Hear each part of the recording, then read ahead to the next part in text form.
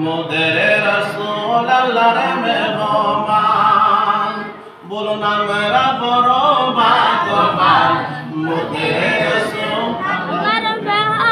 আসলে আল্লাহ তাআলা 2,24,000 যে পয়গম্বর ছিলেন কোন পয়গম্বর কি আল্লাহর আরশ পর্যন্ত নিয়ে গেছে যাকে নিয়ে গেছেন তিনি হলেন আমার আপনার নবী মুহাম্মদ রাসূলুল্লাহ সাল্লাল্লাহু আলাইহি ওয়াসাল্লাম। এইজন্য সেই নবীর উম্মত হতে পেরে আমরা কি খুশি না বেজার? খুশি না বেজার? খুশি। এই যে আমরা খুশি হয়েছি, আমরা যে খুশি হয়েছি এই খুশিটাকে আমরা কিভাবে উদযাপন করব? এই খুশিটাকে উদযাপনের জন্য উলামা কেরামগণ, আকাবেরগণ, মুফতি মুহাদ্দিসগণ যারা ছিলেন তারা এই দিনটাকে নামাজের ভিতরে রাসূলের শানে মিলাদের মাধ্যমে, জিকিরের মাধ্যমে, দিনের বেলা রোজা রাখার মাধ্যমে কাটিয়ে দিতেন। প্যারা হাজিরিন, এই রজব মাস আল্লাহ তাআলা তার হাবিব সাল্লাল্লাহু আলাইহি সাল্লামকে দুনিয়ার জমিন থেকে আল্লাহর আরশ পর্যন্ত সফর করিয়েছেন। কেননা আল্লাহ তাআলা চান যারা প্যারা হাবিব সাল্লাল্লাহু আলাইহি সাল্লাম প্রত্যেকটা বিষয়ে পুঙ্খানু জ্ঞান থাকুক, যেটা তার স্বচক্ষে দেখা। এইজন্য আল্লাহ তাআলা দুনিয়ার জমিন থেকে আরশ পর্যন্ত তার প্যারা হাবিবকে নিয়ে গেলেন। আল্লাহ রাব্বুল ইজ্জত এই কোরআনুল কারীমে এই রজব মাসের এমন একটা রাত আছে যে রাতের নাম হলো লাইলাতুল মিরাজের রাত। এই মিরাজের মাধ্যমে আল্লাহ তাআলা তার হাবিব সাল্লাল্লাহু আলাইহি সাল্লামকে সেই মসজিদে মুকাররম মক্কাতুল মুকাররমা থেকে মসজিদে আকসা হয়ে আল্লাহর আরশ পর্যন্ত সফর করিয়েছেন। এই ব্যাপারে আল্লাহ তাআলা বলেছেন সুবহানাল্লাযী আসরা বিআবদিহি লাইলান মিনাল মাসজিদিল হারাম। আল্লাহ মেরাজের ব্যাপারে বর্ণনা করবেন। এই বর্ণনা করার পূর্বে এই রাতে আশ্চর্যজনক যে ঘটনা ঘটেছে ওই ঘটনা বর্ণনা করার পূর্বে আল্লাহ বলেন সুবহানাল্লাহ। এই সুবহানাল্লাহ দ্বারা আশ্চর্যজনক কোনো কিছুকে এমন ঘটনা যে ঘটনা পূর্বে কখনো ঘটে নাই, এমন গুরুত্বপূর্ণ ঘটনাকে বর্ণনা করার আগে আল্লাহ দুনিয়ার জমিনের মানুষকে বলে দিলেন সুবহানাল্লাহ। আপনারা সুবহানাল্লাহ কখন বলি? যদি দেখি বড় কোনো কিছু ঘটে গেছে, এরকম হয় না? একটা মানুষ অ্যাক্সিডেন্ট করেছে কিন্তু অ্যাক্সিডেন্ট পরেও তার কোনো ক্ষতি হলো না, আমরা দেখলে কি বলি? সুবহানাল্লাহ বলি না? এটা এই সুবহানাল্লাহ আল্লাহ সর্বপ্রথম এই মেরাজের কথা বর্ণনা করার পূর্বে সুবহানাল্লাহ শব্দটি ব্যবহার করেছে। বান্দা, এই রাতে আল্লাহ এমন কিছু আশ্চর্যজনক ঘটনা ঘটিয়েছে যেই ঘটনাটা আমাদের সবার কাছে আশ্চর্যজনক। হঠাৎ করে মনে হলো যে এই পৃথিবীর জমিনে যত পয়গম্বর ছিলেন সমগ্র পয়গম্বরের উচ্চ মর্যাদার প্রমাণ দিয়েছেন আল্লাহ তাআলা এই রজব মাসের 27তম রাতে। আল্লাহ বলেন সুবহানাল্লাযী আসরা বিআবদিহি। আল্লাহ তাআলা তার বান্দাকে সফর করিয়েছেন। এই আসরা দ্বারা আল্লাহ তাআলা একটা শব্দকে বুঝিয়েছেন। এই শব্দের সীমানা হলো মসজিদে মুকাররমা থেকে মক্কাতুল মুকাররমা থেকে মসজিদে আকসা পর্যন্ত যে সফর করিয়েছেন এই সফরটাকে বলা হয় আসরা। আর মেরাজ বলা হয় মসজিদে আকসা থেকে আল্লাহর আরশ পর্যন্ত সর্বোচ্চ যে ভূমিকা, সর্বোচ্চ যে সফর করেছেন ওই সফরটাকে বলা হয় মেরাজ। তাহলে এখানে দুইটা শব্দ। কয়টা শব্দ? যদি বলি কয়টা শব্দ? দুইটা শব্দ। একটা হলো ইসরা, আরটা হলো কি? মেরাজ। ইসরা হলো মসজিদে মুকাররমা মক্কাতুল মুকাররমা থেকে মসজিদে আকসা, আর মসজিদে আকসা থেকে আল্লাহর আরশ পর্যন্ত উর্দু লোকে যে গমন করেছেন তার নাম হলো মেরাজ। তার নাম হলো কি? এই মেরাজের রজনী হলো এটা। এই মেরাজের রজনী কোনটা? 27তম দিবাগত রাতে। কোনতম রাতে? 27তম। আল্লাহর হাবিব সাল্লাল্লাহু আলাইহি সাল্লাম মেরাজে গিয়েছে, সব নবীদের উপরে মর্যাদা দিয়েছে। এটা কি আমাদের জন্য খুশির খবর না? তো সবাই বলে মেরাজে জান আল্লাহর হাবিব নিলেন খোদা তাআলা। মেরাজে জান আল্লাহর হাবিব নিলেন কামিলে ওয়ালা। সেই খুশিতে পড়ো সবাই দুরূদ সাল্লে আলা। সেই খুশিতে দুরূদ সাল্লে আলা। মেরাজে জান আল্লাহর হাবিব মেরাজে যান আল্লাহর হাবিব নবী কামলে ওয়ালা সেই খুশিতে পড়ো সবাই সাল্লে আলা সেই খুশিতে পড়ো সবাই। কেউ ভাই আমরা কি রাসূলের শানে নাম গাইতে কি করব? আর কখন? সময় তো চলে যাচ্ছে, পাবো এই সময়? আরে রাসূলের প্রতি যদি মহব্বত না থাকে কার প্রতি মহব্বত থাকবে ভাই? যদি রাসূল সাল্লাল্লাহু আলাইহি সাল্লামকে মহব্বত করতে পারেন আপনারা কি জানেন আপনাদের মর্যাদা কোথায় চলে যাবে? সেই আফ্রিকার জঙ্গল থেকে হযরত বেলাল রাদিয়াল্লাহু তাআলা আনহু রাসূল সাল্লাল্লাহু আলাইহি সাল্লামের দরবারে সেই কালিমা গ্রহণ করেছেন। তো যখন এই কালিমা গ্রহণ করেছেন, কালিমা গ্রহণ করার পরে উনি নিজে নিজে পড়তেছেন লা ইলাহা ইল্লাল্লাহ লা ইলাহা ইল্লাল্লাহ লা ইলাহা ইল্লাল্লাহ। যখন পড়তেছেন ওনার মুরিদ দেখেন দূর থেকে আমার গোলাম বেলাল কি যেন পড়ছে। একদিন কি বেলালকে জিজ্ঞেস করলেন, বেলাল আমি সব সময় দেখি তোমার মুখে তুমি দুই ঠোঁট দিয়ে কি জানে পড়তে থাকো, আমাদের কাছে বলো তো তুমি কি করো? তখন বেলাল রাদিয়াল্লাহু তাআলা ওনার মুরিদকে বলছে যে আমি আমার মনিবের শানে জিকির করতে থাকি। সুবহানাল্লাহ। এখন উনি তো খুশি হয়ে গেছে, ওনার শানে জিকির করতেছে। বলছে না আমি আমার ওই মনিবের শানে জিকির করি যে মনিব আমাকে সৃষ্টি করেছে, যে মনিব আমাকে লালন পালন করেছে, যে মনিব দিনকে রাত করে রাতকে দিন করে, সে আল্লাহর শানে জিকির করি লা ইলাহা ইল্লাল্লাহ লা ইলাহা ইল্লাল্লাহ। মনিব বেলালকে ডাক দিলেন, বেলাল তুমি আমার গোলাম কিন্তু তুমি আমার নামে জিকির না করে এমন কোন প্রভুর নামে তুমি জিকির করো যে প্রভুকে দেখা যায় না, যে প্রভুকে ছোঁয়া যায় না, যে প্রভু তোমাকে খাবার দেয় না, অথচ আমি তোমাকে ভয় করে নিয়ে আসছি তুমি আমার গোলাম, আমার জিকির না করে তুমি একত্ববাদ আল্লাহর জিকির করতে পারো না। বেলালকে নিষেধ করলেন আজকে থেকে তুমি একত্ববাদ আল্লাহর জিকির করা বন্ধ করে দিবে। আরে নদীর জোয়ারে মন, ইমানের জোয়ারে মন, ইমানের তাজাল্লি এমন হয়ে যায় যখন চলন্ত পানির ভিতরে বাধা দেয় পানির স্পিড আরো বেড়ে যায়, যায় কিনা? চলন্ত পানির মাধ্যমে যেমনে বাধা দিলে পানির স্পিড বেড়ে যায় এমনি ভাবে হযরত বেলাল তো ছিলেন ঈমানের ভরপুর, যখন ঈমানি কাজে বাধা দিয়েছে তার ঈমানটা আরো বেশি বৃদ্ধি পেয়েছে। আগে যদি সে একবার পড়তো এখন 24 ঘন্টা পরে লা ইলাহা ইল্লাল্লাহ লা ইলাহা ইল্লাল্লাহ লা ইলাহা ইল্লাল্লাহ। যখন লা ইলাহা ইল্লাল্লাহ পড়তেছিলেন ওনার মনিব একদিন দুই দিন তিন দিন এবার ওনাকে বাধা দিতেছিলেন। যখন বাধা শুনে নাই বেলাল নিজের মতো করে আল্লাহর জিকির করে যাচ্ছে, একত্ববাদের জিকির করতেছে। এই জিকির করার কারণে তাকে তার মনিব শাস্তি দিতে শুরু করলো। প্রথমে প্রহার করলো অর্থাৎ মারলো, মারার পর পরে দেখলো তার মুখ থেকে লা ইলাহা ইল্লাল্লাহ বন্ধ হয়ে নাই। তখন সিদ্ধান্ত নিলেন কি করা যায়, বলছে তাকে এমন শাস্তি দাও যে শাস্তি দুনিয়ার জমিনে আর কাউকে দেওয়া যাবে না। বলছে কি করা যায়, মনিব উনাকে তার হাতগুলো বেঁধে একটা ঘোড়ার পায়ের সাথে বেঁধে দিয়েছে, বেঁধে মরুভূমি দিয়ে ছেড়ে দিয়েছে। ওই ছেড়ে দিয়ে যখন মরুভূমি দিয়ে যাচ্ছিলেন আর বেলাল রাদিয়াল্লাহু তাআলা আনহুর হাতগুলো বাঁধা অবস্থায় পাগলা ঘোড়া মরুভূমি দিয়ে যাচ্ছে। মরুভূমির বালুগুলো এত গরম হয়ে গিয়েছে যে গরমে পা লাগার সাথে সাথে পায়ে ফসকা পড়ে যায়। এমন গরম বালু দিয়ে মরুভূমি দিয়ে বেলালকে ছেড়ে দিলেন। আর যে জমিনে পাথর আছে ওই পাথরগুলো বেলালের জমির পিঠ থেকে মাংসগুলোকে ছিঁড়ে ছিঁড়ে নিয়ে যাচ্ছে, রক্তগুলো বালুতে লেগে যাচ্ছে। এমন অবস্থায় একটা মুহূর্তের জন্য বেলাল আল্লাহর জিকির বন্ধ করে নাই, বলছে লা ইলাহা ইল্লাল্লাহ লা ইলাহা ইল্লাল্লাহ। যখন এইভাবে শাস্তি দিচ্ছে একদিন যাওয়ার সময় হযরত আবু বকর রাদিয়াল্লাহু তাআলা দেখলেন বেলালকে এত পরিমাণে কষ্ট দিচ্ছে, বেলালের রক্ত জমিনে পড়ে যায়, পাথরের ভিতরে বেলালের শরীরের অংশ মাংস পর্যন্ত লেগে যাচ্ছে।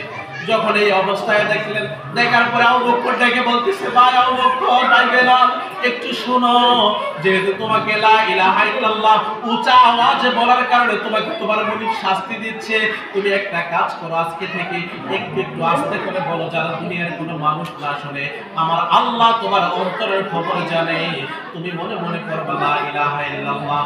বেলাল রাদিয়াল্লাহু তাআলা বললেন, ভাই আমি চেষ্টা করব। দ্বিতীয় দিন দেখলেন আবারও তার একই কষ্ট হচ্ছে, দ্বিতীয় দিন দেখলেন আবারও তাকে একই শাস্তি দেওয়া হচ্ছে।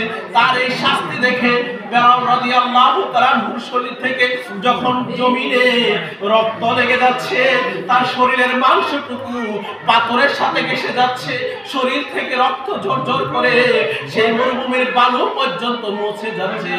এই অবস্থা দেখে বেলাল রাদিয়াল্লাহু তাআলা, এই অবস্থা দেখে হযরত আবু বকর রাদিয়াল্লাহু তাআলা বেলাল রাদিয়াল্লাহু তাআলাকে বললেন, ভাই বেলাল, তোমার এত কষ্ট আবার সহ্য হচ্ছে না, তোমার রক্ত মুবারক জমিন ভিজে যাচ্ছে, মরুভূমির বালুতে তোমার রক্ত ভিজে যাচ্ছে, বেলাল সহ্য হচ্ছে না।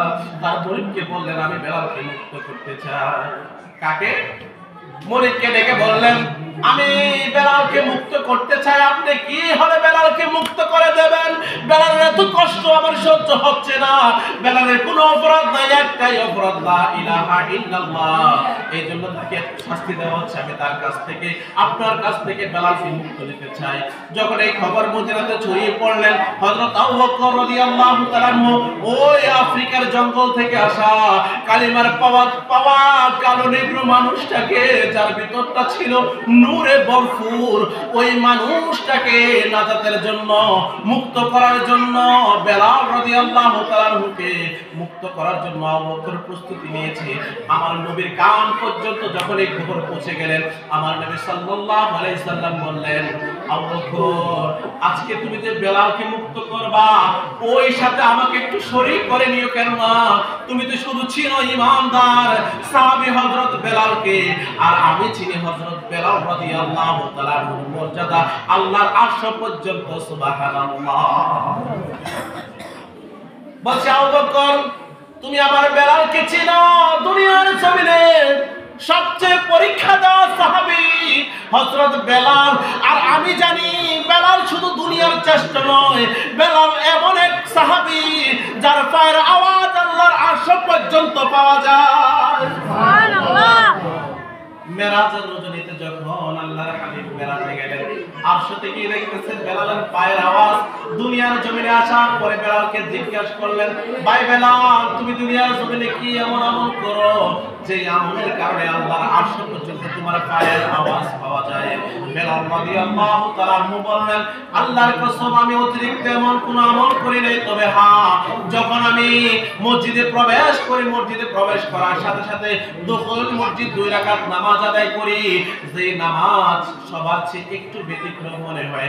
আল্লাহর হাবিব বললেন, তোমার কাছে আর কোনো সন্দেহ নেই, তুমি যে মসজিদে প্রবেশ করার সাথে সাথে দুখুল মসজিদে নামাজ পড়ো, এই নামাজ পড়ার কারণে আল্লাহর ঘর মসজিদে যখন তুমি পা রাখো, তোমার পায়ের আওয়াজ আল্লাহর আরশ পর্যন্ত পৌঁছে যায়। সুবহানাল্লাহ। এখান থেকে একটা আমল শিকার আছে।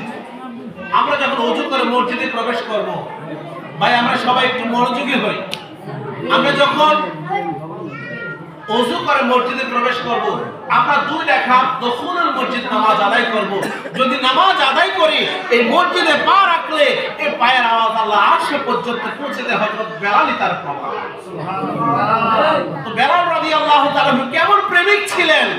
আল্লাহর হাবিব আবু বকরকে বললেন, আবু বকর, আমি একবার তোমার সাথে অংশীদার হতে চাই, তুমি যে বেলালকে মুক্ত করে আনবা, কাল কিয়ামতের ময়দানে যেন আমি আল্লাহর কাছে বলতে পারি, আল্লাহ, তোমার এই কালিমা পড়ার কারণে যার শরীর থেকে রক্ত মুবারক জমিনে পড়েছে, যার শরীর থেকে গোশত মুবারক পাথরের সাথে মিশে গেছে, সেই বেলালকে মুক্ত করার সময় আমি রাসূল অংশীদার ছিলাম। সুবহানাল্লাহ। সুবহানাল্লাহ। সেই বেলাল কেমন পাগল ছিলেন! এইজন্য বলা হয়, ও প্রিয় হাবিব পাগলের কেন দূরে, ও প্রিয় হাবিব পাগলের রাখছো কেন দূরে। পাগল ছিল হযরত বেলাল, পাইল তোমারে, ওই বেলালের মতন বানাও আমরারে। পাগল ছিলেন হযরত বেলাল পাইল আপনারে, ওই বেলালের মতন পাগল বানাও আমরারে। প্রিয় হাবিব পাগলের রাখছো কেন দূরে, ও প্রিয় হাবিব মাশাআল্লাহ রাখছো কেন দূরে, ও প্রিয় হাবিব পাগলের রাখছো কেন দূরে। সুবহানাল্লাহ। সেই বেলালের মতো পাগল হতে চাই না আমরা? আরে বেলাল আমার নবীর কেমন পাগল ছিল কথাটা বলার কারণ, যখন আমি বলেছিলাম আমার নবী মেরাজে যায়, বলুন লা ইলাহা ইল্লাল্লাহ, আমার ভাইয়েরা বলতো একটু কিফটামি করলো, হয়েছে না এরকম? আরে আমার নবী মেরাজে গিয়ে প্রমাণ করে দিয়েছে পৃথিবী থেকে কোনো পয়গম্বরকে আল্লাহ আরশ পর্যন্ত ডেকে নেয় নাই, আমার প্যারা হাবিবকে সমগ্র নবীদের চেয়ে শ্রেষ্ঠ নবী তার প্রমাণ করে দিয়েছেন আল্লাহর আরশতে তার হাবিবকে ডেকে নিয়ে। এখানে একটা শিক্ষা ছিল। এই মেরাজের মাধ্যমে আমাদের জন্য কতগুলো শিক্ষা আছে। মেরাজে আমরা দেখেছি প্যারা হাবিব সাল্লাল্লাহু আলাইহি সাল্লাম মেরাজ থেকে আসার পরে আমাদেরকে নামাজের দাওয়াত দিয়েছে। কিসের দাওয়াত দিয়েছে? একটু জোরে বলেন, কিসের দাওয়াত দিয়েছে? নামাজের দাওয়াত দিয়েছে। তার মধ্যে এই মেরাজের রজনীতে আল্লাহর হাবিব সাল্লাল্লাহু আলাইহি সাল্লাম এই মেরাজ থেকে আসার সময় আমাদের জন্য 5 ওয়াক্ত নামাজ নিয়ে আসছে। কয় ওয়াক্ত নামাজ নিয়ে আসছে? এই কথাটা আমরা কম বেশি সবাই জানি। নামাজ 50 ওয়াক্ত ছিল, কমতে কমতে 5 ওয়াক্ত এসেছে। কোন বান্দা যদি 5 ওয়াক্ত নামাজ সঠিকভাবে আদায় করে, আল্লাহর হাবিব বলেন আমার আল্লাহ বলে দিয়েছেন 5 ওয়াক্ত নামাজ পড়লে 50 ওয়াক্ত নামাজের নেকি বান্দার আমলনামায় দান করবেন। সুবহানাল্লাহ। এজন্য শায়ের বলেন তোমাকে ডাকি যদি একবার আল্লাহ, আমাকে কাছে ডাকো বারবার। তোমাকে ডাকি যদি একবার আল্লাহ, আমাকে কাছে ডাকো বারবার। যদি পথ ভুলে যাই আমাকে দিও ঠাই, যদি পথ ভুলে যাই আমাকে দিও ঠাই, দিও দিশা এইটুকু আবদার আল্লাহ, আমাকে কাছে ডাকো বারবার। তোমাকে ডাকি যদি একবার আল্লাহ, আমাকে কাছে ডাকো বারবার। সুবহানাল্লাহ। আল্লাহ বলছে বান্দা তুমি নামাজ পড়বা 5 ওয়াক্ত, আমি তোমার আমলনামায় 50 ওয়াক্ত নেকি দান করে দেব। সুবহানাল্লাহ। তাহলে আমরা সিজদা দিছি একবার, আল্লাহ কবুল করছে কয়বার? এজন্য শায়ের বলছেন আমি যদি তোমাকে ডাকি একবার, তুমি আমাকে কাছে টেনে নিও 10 বার। সুবহানাল্লাহ। আর এই মেরাজের রজনীতে আমার জন্য 5 ওয়াক্ত নামাজ নিয়ে আসছে। এই 5 ওয়াক্ত নামাজ আমাদের সবার পড়ার দরকার আছে কি না? জরুরি আছে কি না? যদি নামাজই না পড়েন আপনার কোনো ফায়দা হবে না।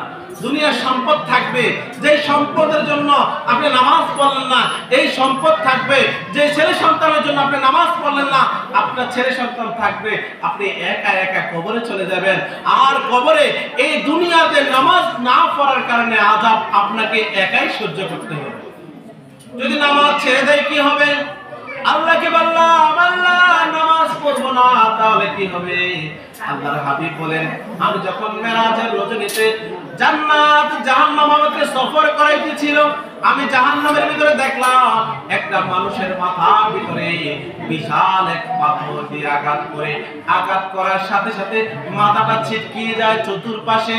আবার একটা লোক এই পাথরটাকে এইভাবে তুলে মাথার উপরে নিয়ে যায়, এইভাবে তুলে মাথার উপরে নিতে নিতে ওই মাথাটা আবার একত্রিত হয়ে যায়। আবার তাকে নিক্ষেপ করার কারণে তার মাথাটা আবার ছিন্ন বিচ্ছিন্ন হয়ে চতুর্পাশে ছড়িয়ে যায়। জিজ্ঞাসা করলাম ইয়া কি জিব্রাইল, হে ভাই জিব্রাইল, এই লোকটাকে কেন এভাবে প্রহার করা মারা হচ্ছে, কেন আঘাত করা হচ্ছে? হযরত জিবরাইল আমিন বললেন, ইয়া রাসূলুল্লাহ, এই লোকটা অন্য কেউ নয়, এই লোকটা হলেন আপনার উম্মত। দুনিয়ার জমিনে নামাজ পড়ে না, ফজরের নামাজের সময় ঘুমিয়ে থাকতো। আপনার এই উম্মত নামাজ আরামের জন্য নামাজকে ছেড়ে দিত, আর এই নামাজ ছাড়ার কারণে বান্দার কিয়ামত পর্যন্ত এই শাস্তি তার আমলনামায় জারি থাকবে। তবে শিখলাম এক ওয়াক্ত নামাজ পড়লে 50 ওয়াক্তের সওয়াব পাওয়া যাবে। কত ওয়াক্তের? 50। আরে ভাই যুবক যারা আছো শোনো শোনো, আমার প্যারা হাবিব বলেছে যদি কোন বান্দা একটা সেজদা দেয় যৌবন বয়সে, আল্লাহ ওই বান্দার আমলনামায় 70টা সেজদার সওয়াব দান করে দেবে। সুবহানাল্লাহ। হযরত জিবরাইল আমিন বললেন, হাদিসে জিবরাইলেতে আসছে যে আসমান থেকে যখন জমিনে বৃষ্টি পড়ে, কত ফোঁটা বৃষ্টি জমিনে পড়েছে আমি জিবরাইল গণতে পারি। আল্লাহর কসম করে বলছি, কোন যুবক যদি আল্লাহর সন্তুষ্টির জন্য একটা সেজদা দেয়, আল্লাহ এত পরিমাণ রহমত দিয়ে তাকে বেষ্টন করে ফেলে, আমি জিবরাইল গণে শেষ করতে পারি না। তাহলে যদি নামাজ পড়ি আমাদের এই ফজিলতগুলো হচ্ছে, আর যদি নামাজ না পড়ি দুনিয়াতে অভাব অনটন লেগে যাচ্ছে, আরো অনেক আযাব হচ্ছে।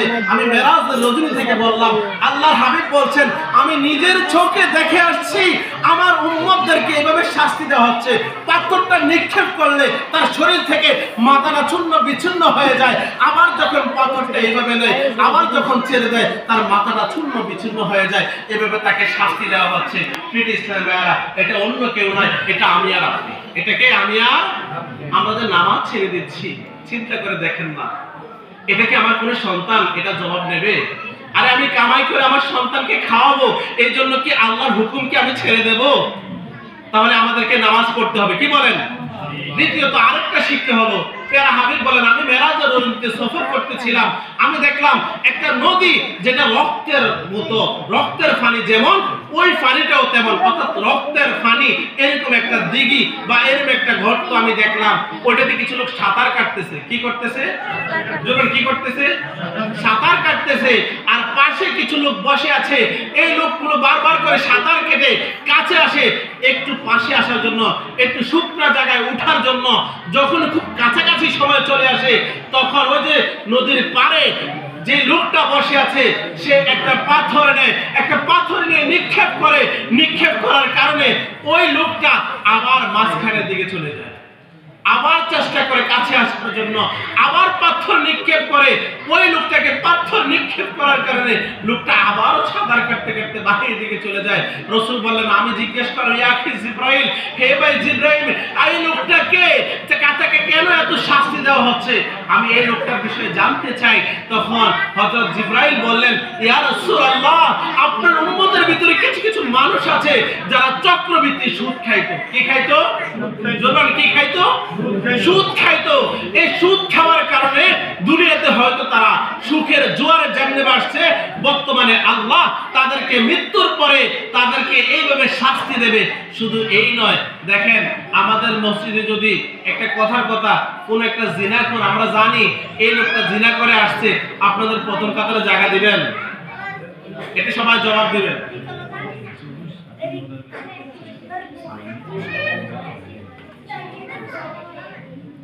আচ্ছা, কোন একটা লোক যদি জিনা করে আসে, জিনা করে বলে খারাপ কাজ করে আসছে, আপনারা সবাই জানেন এই লোকটা এই মাত্র খারাপ কাজ করে আসছে, আচ্ছা ওরে কি আপনারা সামনে কাতারে জায়গা দিবেন?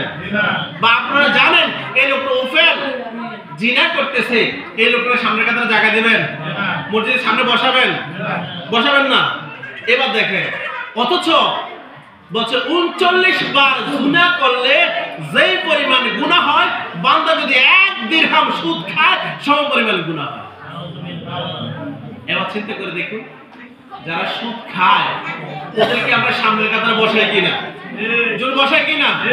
এমন তো অনেক জায়গায় দেখা যায় মসজিদের সভাপতি, মসজিদের কমিটিতে সুদখোর থাকে, থাকে কিনা? এই যে সুদখোর থাকে মসজিদের ভিতরে, সুদখোর যদি থাকে আমরা তাদেরকে রেসপেক্ট করি, কিন্তু জিনাখোরকে আমরা ইয়ে করি। তার মানে বোঝা গেল সুদখোরের শাস্তি দুনিয়ার থেকে নয়, পরকালে এমন এক শাস্তি হবে যেটা হাবিব সাল্লাল্লাহু আলাইহি সাল্লাম মেরাজের রজনীতে আমাদেরকে শিখিয়ে আসছেন। যে মেরাজের রজনীতে আমাদেরকে শিখিয়েছে যারা সুদ খাবে তাদের এমন অবস্থা হবে, তাদের পেটটা পাহাড়ের মতো হয়ে যাবে। কিসের মতো হবে? লালমাই পাহাড়কে দেখছেন? লামে পাহাড় দেখছেন না, বলছে লামে পাহাড়ের মতো হয়ে যাবে। আর এই ফ্যাটের ভিতরে কি করে বিষাক্ত সাপ বিচ্ছু থাকবে, যেগুলো চিৎকার করে বান্দা দুনিয়ার জমিনে মানুষকে বলবে, দেখো আমি হারাম খেয়ে আসছি, আমি সুদ খেয়ে আসছি, আমি খারাপ কাজ করে আসছি। এই জন্য আল্লাহ ওই যে অবৈধভাবে উপার্জিত সম্পদ আমার পেটে নিয়েছিলাম, এই পেটের সম্পদ আজকে আমার জন্য কাল হয়ে দাঁড়িয়েছে। প্রিয় ইসলাম ভাইয়েরা, আমি আপনাদেরকে বলতে চাই, আমরা যারা সুদ খাই, সুদ থেকে ফিরে আসার দরকার। কেননা মহান আল্লাহ তাআলা বলছেন, ইন্নাল্লাহা ইউহিব্বুত তাওয়াবিন, আমি আল্লাহ তওবাকারীকে ভালোবাসি। আমরা তো গুনাহ করে ফেলেছি, কি বলেন, গুনাহ করে ফেলেছি না? তো আমরা গুনাহ করে ফেলেছি, আমরা গুনাহ থেকে ফিরে আসা উচিত। যখনই বুঝবো আমি গুনাহ করে ফেলেছি, তখনই আমি তওবা করে নেব। আর তওবাকারীকে আল্লাহ তাআলা ভালোবাসেন। আমরা সবাই চেষ্টা করব অধিক হারে আল্লাহর হাবিব সাল্লাল্লাহু আলাইহি ওয়াসাল্লামের উপর দুরূদ শরীফ পড়া, 5 ওয়াক্ত নামাজ পড়া, সুদ থেকে হারাম থেকে দূরে থাকা। কি বলেন সবাই? আমাদের সমাজে অনেক জায়গায় আছে, আমি সবাইকে বলি না, আমাদের সমাজে অনেক ভাই আছে নেশা ছাড়া চলতে পারে না, অনেক ভাই আছে নেশা না করলে ভালো লাগে না, অনেক ভাই আছে যদি তারা নেশা না খায় তাদের মানসিকভাবে শান্তি আসে না। প্রিয় ইসলাম ভাইয়েরা, খেয়াল রাখবেন, এই নেশার কারণে পরকালেরটা বাদ দিলাম, দুনিয়ার জমিনে আপনার ঘরে কি শান্তি আছে? আছে শান্তি? কিসের আশা করছি আমরা? কিসের সুখের আশা করছি? আল্লাহ তাআলা আমাদের সবাইকে সঠিক বুঝ দান করো। কি বলেন? বেশি বলে চাকরি থাকবে না। আল্লাহ তাআলা আমাদের সবাইকে সঠিক বুঝ দান করো। আমি অনেক কথা বলেছি, যদি কারো মনে কষ্ট পেয়ে থাকেন আমাকে ক্ষমা সুন্দর দৃষ্টি দেখবেন। আর আজকের উসিলা ছিল সেই খাজা মাইনুদ্দিন আজমিরি চিশতি শানে। কি বলেন? আর প্রত্যেক বছর এই মাহফিলটা আমার সুমমা সহ আর কয়েকজন মিলে করে, এবং কি এলাকাবাসীর অনেকের সহযোগিতা আছে। আপনারা যারা উপস্থিত হয়েছেন, খাজা মাইনুদ্দিন চিশতির বিষয়ে আল্লাহ যাতে আমাদের সবাইকে খাজা মাইনুদ্দিন চিশতির মতো জীবন গঠন করার তৌফিক দান করে। আমি আয়াত কারিমা বলেছিলাম, ইয়া আইয়ুহাল্লাযীনা আমানু তাকুল্লাহ, তোমরা আল্লাহকে ভয় করো। কাকে ভয় করো? আমি প্রথমবার বলেছিলাম নামাজের কথা। যদি আল্লাহকে ভয় করি নামাজ কি ছাড়তে পারি? সবাই বলবেন, যদি আল্লাহকে ভয় করি নামাজ কি ছাড়তে পারি? যদি আল্লাহকে ভয় করি নামাজে কখনো ফাঁকিবাজি করব না। কি বলেন? দ্বিতীয়ত হলো বান্দা সুদের সাথে জড়িত হবে না। কিসের সাথে? কেউ না দেখলো যিনি দেখেন তিনি কে? আল্লাহ। তো সে আল্লাহকে আমরা যদি ভয় করি, রাতের অন্ধকারে যদি গুনাহ করি, আমার আল্লাহ দেখে কিনা? একা ঘর, কেউ নেই, দরজা বন্ধ করে লাইট অফ করে দিচ্ছি, গুনাহ করতেছি, আল্লাহ এখানে দেখবে? দেখবে? এই বিশ্বাস আছে? যদি এই বিশ্বাস থাকে তাহলে আমরা কখনো গুনার সাথে লিপ্ত হব না, আমরা কখনো সুদ খাবো না, আমরা কখনো গোশ খাবো না, আমরা হারাম থেকে বেঁচে থাকবো। আল্লাহ যাতে আমাদের প্রত্যেকের অন্তরে আল্লাহর ভয় পয়দা করে দেয়। আল্লাহর ভয় যখন অন্তরে থাকবে, দেখবেন গুনাহ করতে আপনার কলিজাটা কাঁপ দেবে। এরপরে বলেছে ওয়াকুলু মা'আস সাদিকিন, তোমরা সত্যবাদীদের সাথে, সাদিকিনদের সাথে তোমরা চলাফেরা করো। সাদিকিন কারা? যারা আল্লাহর দ্বীনের পথে চলে, নামাজ পড়ে, তাজকিয়াতুন নফস তালিম দেয়, তাদের কথায় সঙ্গ দেওয়া হয়েছে। তার উদ্দেশ্য ছিল ইন্না আউলিয়া আল্লাহ, অর্থাৎ ওলি আউলিয়া যারা ছিলেন সেই ওলি আউলিয়াদেরকে বোঝানোর জন্য আল্লাহ তাআলা এখানে বলেছে ওয়াকুনু মা'আস সাদিকিন। তাহলে আজকে থেকে আমরা শিখলাম এই আয়াত থেকে, এক নম্বর আমাদের প্রত্যেকের অন্তরে কি রাখতে হবে? ইত্তাকুল্লাহ, আল্লাহর ভয়। কার ভয়? যখন কার ভয় রাখতে হবে? আল্লাহর ভয় রাখতে হবে। আল্লাহর ভয় যদি আমাদের প্রত্যেকের অন্তরে থাকে, আমরা কখনো গুনাহ করতে পারবো? রাতে হোক, দিনে হোক, প্রকাশ্যে হোক, গোপনে হোক, গুনাহ করতে পারবো? আল্লাহর ভয় প্রত্যেকের অন্তরে রাখতে হবে। এক নম্বর শিক্ষা ওয়াকুনু মা'আস সাদিকিন। দুই নম্বর শিক্ষা সত্যবাদীদের সাথে, আলেম ওলামাদের সাথে সম্পর্ক রাখবো। যারা আল্লাহর ওলি তাদের সাথে সম্পর্ক রাখবো। খাজা মাইনুদ্দিন চিশতি আজ থেকে প্রায় 122 বছর আগে দুনিয়ার জমি থেকে বিদায় নিয়ে চলে গেছে। আজও সারা বিশ্ব থেকে খাজা মাইনুদ্দিন চিশতিকে সবাই স্মরণ করে। কেন? আমি যদি জিজ্ঞেস করি, হে খাজা মাইনুদ্দিন চিশতি, আমরা যদি মরে যাই 10 বছর পরে আমার ছেলে কবরের পাশে যায় না, আমরা যদি মরে যাই আমার নাতি প্রতি 20 বছরের পরে আমাকে চিনে না, আমার নাতির পরে ফতি আছে সে আমার নামটাও জানে না, এরকম আছে না? একটা কথার কথা, আজকে যদি আমি মরে যাই আমার ছেলে মনে রাখবে, আমার ছেলের পরে হয়তো আমার নাতি মনে রাখবে আমার দাদার নাম শাহজালাল ছিল। বিষয়টা এরকম না? কিন্তু আমার নাতির ঘরে যে ফতি হবে সে কি আমার নামটাও জানবে? তো তো তাদের জন্য বাড়ি করলাম, এত কিছু করলাম, এত প্রাচুর্য করলাম, তাদের জন্য, আমার ছেলের জন্য, আমার নাতির জন্য এত প্রাচুর্য করে আমি চলে গেলাম, গুনার সাথে লিপ্ত হয়ে আমি দুনিয়ার জমি থেকে বিদায় নিয়ে চলে গেলাম, তো আমার সাথে আমার কবরে আযাব চলে গেল, আমার নাতির ঘরের প্রতি আমার কি ছিল না? এরকম আছে না? তো শাহজালাল আলী আমিনকে জিজ্ঞেস করি, খাজা মাইনুদ্দিন চিশতি আজ থেকে প্রায় 122 বছর আগে দুনিয়ার জমিন থেকে তুমি বিদায় নিয়ে চলে গেছো, আজ এখানে সারা বিশ্ব তোমাকে মনে রাখে। খাজা মাইনুদ্দিন চিশতি থেকে একটা জবাব আসবে, আমার জীবনটাকে আতায়ে রাসূল, রাসূলের হুকুমের জন্য আমার জীবনটাকে কুরবান করে দিয়েছি। আমরা খাজা মাইনুদ্দিন চিশতির পূর্বে বললে আতায়ে রাসূল বলি না। সে খাজা মাইনুদ্দিন চিশতি এমনি এমনি এই দেশে আসে নাই, ভারতের জমিনে আসে নাই, মদিনা শরীফ থেকে উনাকে নির্দেশনা দেওয়া হয়েছে, তুমি যাও হিন্দুস্তানে গিয়ে কালিমার দাওয়াত পৌঁছিয়ে দাও। আমার নবীর নির্দেশনার জন্য উনি বিয়ে পর্যন্ত করে নাই, ওনার যৌবন যা ছিল আল্লাহর রাস্তায় ব্যয় করে দিয়েছে, ওনার জীবন যৌবন যা ছিল সমগ্র কিছু আল্লাহর রাস্তায় ব্যয় করে দিয়েছে। আর ব্যয় করার কারণে খাজা মাইনুদ্দিন চিশতি বলেন 122 বছর কেন, যদি আরো 1000 বছর পৃথিবী থাকে আমি মাইনুদ্দিন চিশতি থাকবো না। সারা বিশ্বের মানুষ খাজা মাইনুদ্দিন চিশতিকে ভালো করে মনে রাখবে। তাহলে চিন্তা করে দেখুন, আমার ছেলের জন্য, আমার নাতিপুতির জন্য আমরা কি করে গেছি। ব্রিটিশ মেয়েরা সে খাজা মাইনুদ্দিন চিশতি আমার নবীর প্রেমে জীবনটাকে বিলিয়ে দিয়েছে। খাজা মাইনুদ্দিন চিশতি এক ওয়াক্ত নামাজ ছেড়েছে, এটি সবাই বলেন তো, এক ওয়াক্ত নামাজ ছেড়েছে? ছাড়ে না। তাহলে আমরা যদি খাজা মাইনুদ্দিন চিশতিকে ভালোবাসি, আমরা যদি ভালোবাসি তাকে, আমরা কি নামাজ ছাড়তে পারি? একটু জোরে বলেন, পারি? খাজা মাইনুদ্দিন চিশতি কখনো পরের হক খেয়েছে? তো আমরা যদি খাজা মাইনুদ্দিন চিশতিকে ভালোবাসি, আমরা কি পরের হক মারতে পারি? তো আল্লাহ তাআলা যাতে আজকের এই আয়াত আমি করেছিলাম এই জন্য যে আমরা বলবো, ইয়া আইয়ুহাল্লাযীনা আমানুত্তাকুল্লাহ, আল্লাহ বলেন দুনিয়ার মানুষ তোমরা আল্লাহকে ভয় করো। আমরা কি আল্লাহকে ভয় করি কিনা? ভয় করি কিনা? যদি ভয় করি তাহলে নামাজ ছাড়ি কিভাবে? যদি ভয় করি পরের হক নষ্ট করি কিভাবে? যদি ভয় করি ঘুষ খাই কিভাবে? যদি ভয় করি সুদ খাই কিভাবে? যদি ভয় করি অপরের উপর অত্যাচার করি কিভাবে? এই জন্য আল্লাহ বলছেন তোমরা মুসলমান হইবা, কিন্তু তারপরে তোমাদের ভিতরে আল্লাহর ভয় থাকবে না। এই জন্য তোমাদেরকে বলছি তোমরা আল্লাহকে ভয় করো, পাশাপাশি তোমরা সাদিকিনদের সাথে চলাফেরা করো। আমাদের একটা ভাব সম্প্রসারণ আছে, সৎ সঙ্গে স্বর্গবাস, অসৎ সঙ্গে, এটি সবাই বলি, সৎ সঙ্গে স্বর্গবাস, অসৎ সঙ্গে সর্বনাশ। ওই আয়াত থেকে মনে হলো আল্লাহ এই জন্যই বলেছিলেন যে তোমরা একটা কাজ করো, সাদিকিনদের সাথে চলো। আপনি যখন নামাজির সাথে চলবেন, 1 দিন 2 দিন 3 দিন 5 দিন 10 দিন, এক সময় আপনিও নামাজি হয়ে যাবেন। কি বলেন? আপনি যখন বেনামাজির সাথে চলবেন, দেখেন আপনি হাজারো নামাজি হন, একটা সময় দেখেন আপনি বেনামাজির সাথে চলতেছেন, 10 জন একসাথে আড্ডা মারতেছে, মসজিদে আযান হয়ে গেল, মুয়াজ্জিন সাহেব আযান দিয়েছে, নামাজের সময় চলে যাচ্ছে, আপনি ওই যে 10 জনের সাথে আড্ডা মারতেছেন। কথাটা বুঝতে পারতেছেন নি?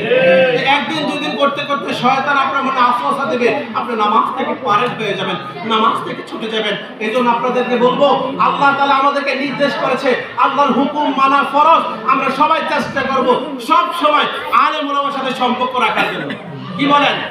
ওলি আউলিয়ার সাথে সম্পর্ক রাখার জন্য। আজকে যেভাবে আপনারা এত সুন্দর মহব্বত করে খাজা মাইনুদ্দিন চিশতিকে স্মরণ করেছেন, 122 বছর পরে যদি আপনারা খাজা মাইনুদ্দিন চিশতিকে যদি স্মরণ করতে পারেন, আপনার জীবনটাকেও আপনি এইভাবে গড়ে যান যাতে আজ থেকে 50 বছর পরে আপনার নাতিপতি কেন মুসলিম মিল্লাত যাতে আপনাকে মনে রাখে। কি বাবা, আছে না? এরকম আছে না? শাহপুরের ডক্টর আহমদ পেয়ারা বাগদাদি হুজুর কেবলা দুনিয়ার জমিনে আছে? আছে? যে বছর উনি দুনিয়া থেকে পর্দা গ্রহণ করেছে, যদি ওই বছর আমি পর্দা গ্রহণ করতাম, আমাকে কেউ চিনতো না, আমার কবরের কোনো চিহ্ন পাইতো না, ঠিক না? কিন্তু ডক্টর আহমদ পেয়ারা বাগদাদি হুজুর কেবলা সেই ইরাক থেকে স্কলারশিপ করার পরেও দেশে ইসলাম প্রচার করেছেন, সারা বিশ্বের মানুষকে নেকির দাওয়াত দিয়েছেন। আজকে সারা বিশ্বের মানুষ ভক্তি সহকারে ডক্টর আহমদ পেয়ারা বাগদাদি হুজুর কেবলাকে, সুবহান শাহ হুজুর কেবলাকে মনে রাখে কিনা? রাখে কিনা? এবার আসেন, গাজীপুরীকে আমরা সবাই চিনি না? আমি কখনো দেখিনি, আমি জানি আপনারা দেখেছেন কিনা, কিন্তু শাহ আব্দুল্লাহ গাজীপুরীর নাম শুনলে দুনিয়ার, মানে আমি আমাদের কুমিল্লার কথা বলি, এমন লোক নাই যে শ্রদ্ধা এবং সম্মান ভালোবাসার সহিত উচ্চারণ করে না। সবাই সম্মান সহিত কেন? আপনারা কে কে দেখছেন? কেউ দেখেন কখনো? কেউ দেখেন নাই। না দেখা লোকটাকেও আজকে আপনারা সম্মান করেন, জিয়ারত করতে যান। এমনও তো আছে আপনার বড় দাদা কবর কোনটা আপনি ছিলেন না। আসলে এরকম নেকির দাওয়াত অপরের কাছে পৌঁছে দেন, কারো কাছে প্রচার হওয়ার দরকার নেই। প্রচার হয়ে কি লাভ হবে যদি আপনার কাজ যদি আমার মালিক যদি পছন্দ না করে? আপনি সারা বিশ্বের জমিনে বর্তমানে দাওয়াত ইসলামী কাজ করে যাচ্ছে। সারা বিশ্বে প্রায় 102টা রাষ্ট্রের ভিতরে নেকির দাওয়াত পৌঁছে যাচ্ছে। মাত্র 80 সালে 40 বছরের একটা যুবক উদ্যোগ নিয়ে যদি এতটুকু যাইতে পারে, আমি আপনি কি আমার সমাজটাকে পরিবর্তন করতে পারি না? যুবক এই ভাইরা আমার সবাই শোনেন, আমাদের সমাজটাকে পরিবর্তন করতে পারি না? যদি পরিবর্তন করতে চাই আমি আমার ঘর থেকে শুরু করতে হবে। আমি মূল কথায় আসলাম, সব কিছু বলে আমার মূল কথা আসলে, যেহেতু আমার সময় আর 1 মিনিট আছে। আমাদের ঘরে যদি আমি যদি নামাজ হই, আমার মেয়েকে আমার ছেলেকে যদি আমি নামাজের জন্য নেকির দাওয়াত দেই, আমার স্ত্রীকে যদি নেকির দাওয়াত দেই, আমার ঘর যদি নামাজি ওয়ালা হয়ে যায়, বলেন তো আমার ঘরে যদি নামাজি ওয়ালা হয় আল্লাহর রহমত বর্ষণ হবে কিনা? আমার ঘরে যদি সবাই নামাজ পড়ে আল্লাহর রহমত বর্ষণ হবে না? আমার সন্তান যদি কোরআন তেলাওয়াত করে, মেরাজ শরীফের আরেকটা হাদিস ছিল, রাসূল বলছেন যে আমি যখন মেরাজে গেলাম আমি দেখলাম কিছু মানুষের চুলগুলোকে এইভাবে বেঁধে তাদেরকে শাস্তি দেওয়া হচ্ছে। আমি জিজ্ঞাসা করি ইয়া জিবরাইল, তাদেরকে এভাবে শাস্তি দেওয়া হচ্ছে কেন? বলছে এটা হলো ওই আখির জামানার উম্মতের মধ্যে কিছু কিছু বেপরদা নারী যারা চুলগুলোকে ছেড়ে পরপুরুষের সামনে চুলগুলোকে ছেঁড়া বেপরদা উদাসীন হিসেবে চলেছে। আজকে সেই চুলগুলোকে বেঁধে বেঁধে তাদেরকে শাস্তি দেওয়া হচ্ছে। তাহলে আমার মেয়ে যদি বেপরদা হয়ে যায়, আমার স্ত্রী যদি বেপরদা হয়ে যায়, তাহলে আমার কি উপায় হবে? এই জন্য বলবো, শাহজালাল ইয়ামানি দেশের দায়িত্বে ছিল, সেই রাসূল সাল্লাল্লাহু আলাইহি ওয়াসাল্লামকে হিন্দুস্তানের দায়িত্ব দিয়েছে, খাজা মাইনকে হিন্দুস্তানের দায়িত্ব পালন করেছে। আমি আপনি আমার ঘরের দায়িত্ব, কার দায়িত্ব? জোরবান আমার ঘরের দায়িত্ব কি আমি না? আমার মেয়েকে নামাজের ব্যাপারে পর্দার ব্যাপারে দাওয়াত দেওয়া আমার দায়িত্ব। আমার ঘরে কষ্ট করে আমি চালাই, নামাজের দাওয়াত তাদেরকে দিতে হবে। ফ্রিড ইসলামের অনেক কথা বলেছি, হয়তো আপনাদের কারো মনে কষ্ট গেছে, বিশেষ করে আমাদের কি ওয়াসিফ ভাইয়ের মনে বেশি কষ্ট গেছে। আসলে ভালোবাসার জন্য নাম বললাম আর কি, কারণ বিরিয়ানি দিয়ে দেওয়ার কথা 9টা বাজে, এখন 9:30 বাজে বিরিয়ানি দেন, একটা কথা। এটা হলো ভালোবাসার মানুষ। আসলে এখানে থাকা সত্ত্বেও আমাদেরকে যথেষ্ট পরিমাণ ভালোবাসতেন, নাতির মতো। আজও যেখানে দেখে একবার আপন নাতিদেরকে ভালোবাসে কিনা আজও দেখে, ভাই কি অবস্থা। আল্লাহ তাআলা আমাদের সবাইকে কবুল করুন। আজকে থেকে আমরা নিয়ত করি আমরা 5 ওয়াক্ত নামাজ পড়ব তো ইনশাআল্লাহ। সবাই বলি ইনশাআল্লাহ। আজকে সার্থক হবে যে আমরা 5 ওয়াক্ত নামাজ পড়ব। আমিন আমিন। আমাদেরকে কবুল করেন, আমরা 5 ওয়াক্ত নামাজ পড়ব ইনশাআল্লাহ। আমার টাকারে 5 ওয়াক্ত নামাজ পড়লে ভাড়া 50 টাকা কমাই দেব। মাশাআল্লাহ মাশাআল্লাহ। সবাই মাশাআল্লাহ বলি। আমি জানি না আর কে ঘোষণা দেবে কিনা, তবে মসজিদে বসে যে এত বড় ঘোষণা দিয়েছে, এটা জন্য এত বড় একটা কইতে লাগে, জানেন না আপনারা? আল্লাহ তাআলা আমার ভাইয়ের হায়াতে বরকত দান করুন। এই যে ভালো নিয়ত করেছে, আল্লাহ যাতে ওনার গাড়িগুলোকে যাতে সমগ্র বিপদ আপদ থেকে হেফাজত করে। আমিন। এই এলাকায় যারা ব্যবসা বাণিজ্য করে, আল্লাহ তাআলা সবাইকে সুষ্ঠু সুন্দর মতো ব্যবসা বাণিজ্য করার তৌফিক দান করুন। আমিন। আমি আপনাদেরকে, আপনারা তো নামাজ পড়েন সবাই বলছেন ঠিক না? আপনার পরিবারে নামাজের দাওয়াত দিবেন তো সবাই? দেখেন আমি পরিবারকে দেব, উনি নিজে বলছে ভাই যদি আমার ড্রাইভার 5 ওয়াক্ত নামাজ পড়ে আমি 50 টাকা ছাড় দেব। যদি ড্রাইভারের জন্য এটা করতে পারে, আপনার মেয়ে আপনার স্ত্রী আর তার জন্য কি আপনি কঠিন ভাবে বলতে পারবেন না? পারবেন তো ইনশাআল্লাহ। আল্লাহ তাআলা আমাদের সবাইকে কবুল করুন। প্রত্যেকের ঘরগুলোকে নামাজি করব না। আল্লাহ তাআলা আমাকে, আমি যা বলেছি আমাকে সহ আপনাদেরকে আমল করার তৌফিক দান করুন। আসলে অনেক কিছু আবদার নিয়ে করেছি, কেননা অ্যাকচুয়ালি এগুলো তো আমারই ভাই বাবা। কি বলেন আমার ভাই বাবা না? আমার ভাই বাবা, এর জন্য আপনাদেরকে আবদার নিয়ে অনেক কথা বলেছি। যদি কষ্ট পেয়ে থাকে সেটা ভাই হিসেবে সবার কাছে ক্ষমা প্রার্থী। সবাইকে আমাদের সাথে ইয়া নবী দাঁড়া ভিডিও করো ইয়া